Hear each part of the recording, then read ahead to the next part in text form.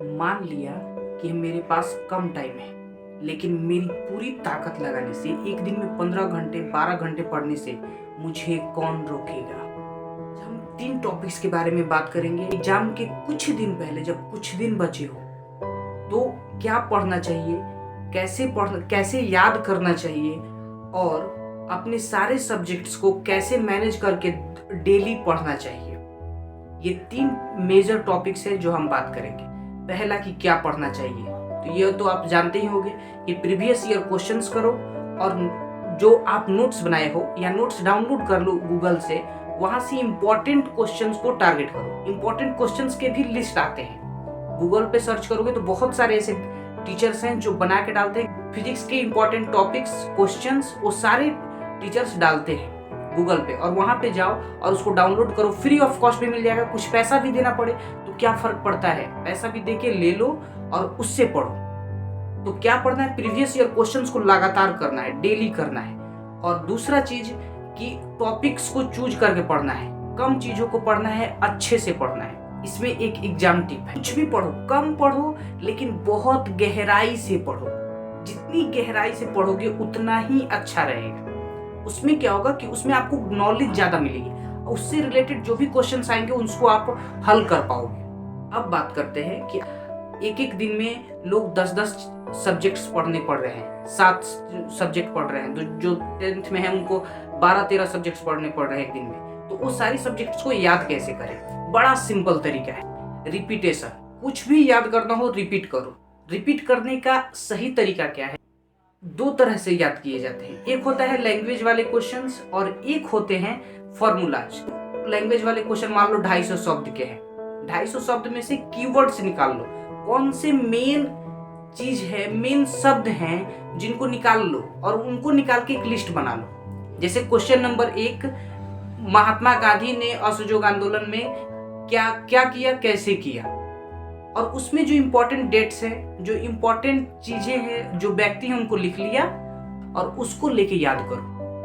उसको लेके अपने माइंड में रिपीट करते रहो। जो इसके बाद ये सन ये हुआ, इसके बाद ये हुआ, इसके बाद ये। तो जितना ज्यादा वर्बली याद करोगे, सोचोगे उसके बारे में दिमाग में या फिर कॉपी पे लिखोगे अपने हिसाब से। ये नहीं कि आंसर देख के लिख रहे, अपने हिसाब से जो दिमाग में चल रहा, उस जो 10 कीवर्ड्स बनाए हो उन कीवर्ड्स को से रिलेटेड लिख रहे हो, तो इससे लिखने की प्रैक्टिस हो रही है और आपको अच्छे से याद होगा। 10 मिनट एक क्वेश्चन को ऐसे दोगे, याद हो जाएगा। 10 मिनट से भी कम लगेगा।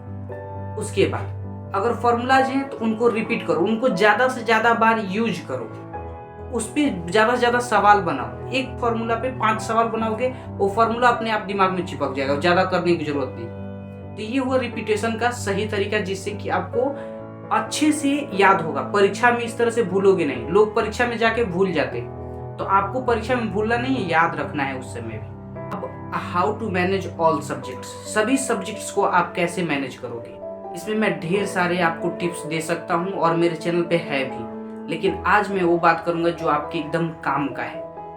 और वो है, जो कुछ भी आपको पढ़ना है एक दिन पहले लिख लीजिए। जैसे आज लिख लीजिए जो कल पढ़ना है आपको। आज रात को बैठिए और लिखिए कि मुझे कल क्या क्या पढ़ना है, कौन सी इंपॉर्टेंट चीज है जो मुझे कल पढ़ना है, सारा लिख लीजिए। और सेकेंड कि कमिटमेंट कर लीजिए अपने आप से वादा कर लीजिए कि आप इसे किसी भी कीमत पर पूरा करेंगे। दूसरा ऑप्शन है ही नहीं। आप मान लो कि उस दिन डिस्टर्ब रहे, बहुत ज्यादा डिस्ट्रैक्टेड रहे, दिन बर्बाद हो गया पूरा, लेकिन शाम को 6 बजे भी अगर आपको होश आता है कि मेरा दिन बर्बाद हो रहा है, उस समय भी बैठिए और लगातार 5 घंटे पढ़िए और तब तक पढ़िए जब तक कि आपने जो लिखा है उसे कंप्लीट ना कर लिया हो। यही तरीका है। क्योंकि आपको मैं बता दूंगा कि सुबह उठो, आप सुबह उठने की कोशिश करोगे, उठ नहीं पाओगे। आपको मैं बता दूंगा कि ये लिस्ट बनाओ, टू डू लिस्ट बनाओ, ये करो वो करो। 50 तरीके हैं टाइम को मैनेज करने के। उन तरीकों में मैं आपको उलझा दूंगा तो आप पढ़ नहीं पाओगे। लेकिन अभी आपका टारगेट होना चाहिए पढ़ना, कि मैंने कितना आज पढ़ा। डेली की पढ़ाई बहुत इंपॉर्टेंट है। डेली 10-15 घंटे पढ़ना है आपको। मैं आपको इसलिए नहीं कह रहा हूं कि मेहनत करो पढ़ो कि आपको मार्क्स अच्छा मिलेगा। मैं इसलिए कह रहा हूं कि आपका एक एटीट्यूड बने कि मैं अगर इतने कम समय में मैं एग्जाम को पास कर सकता हूं तो मैं लाइफ में कुछ भी कर सकता हूं। ये एटीट्यूड इस छोटे से एग्जाम से ही आएगा। ये कोई बड़ी बात नहीं है। एग्जाम लाइफ बहुत बड़ी बड़ी एग्जाम्स लेगी, लेकिन उसमें भी पास करना होगा। तो आपको ये एग्जाम याद आएगा कि मैंने 10-15 दिन में एग्जाम को पास कर लिया था, तो मैं कुछ भी कर सकता हूँ।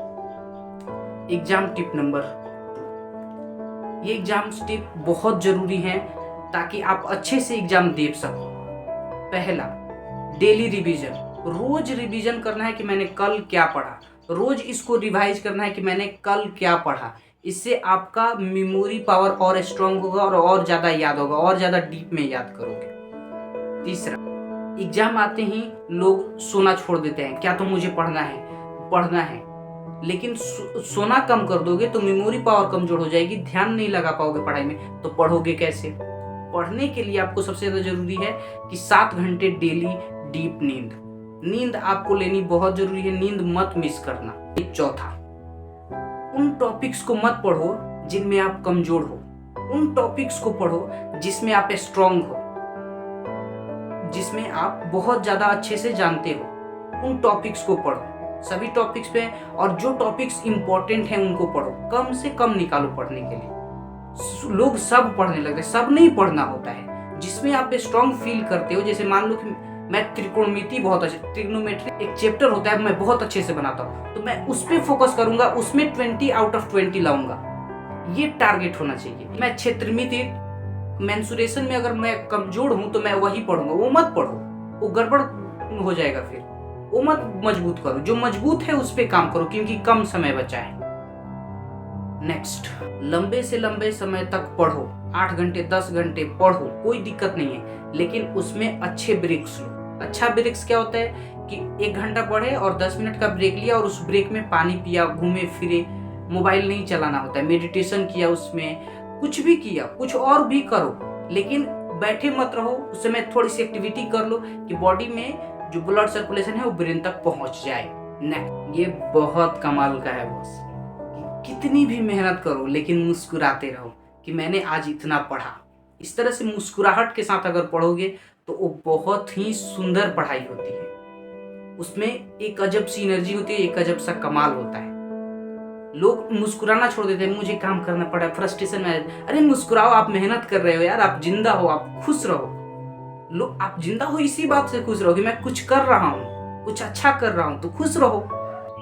All the best for your exam. Thank you so much for watching.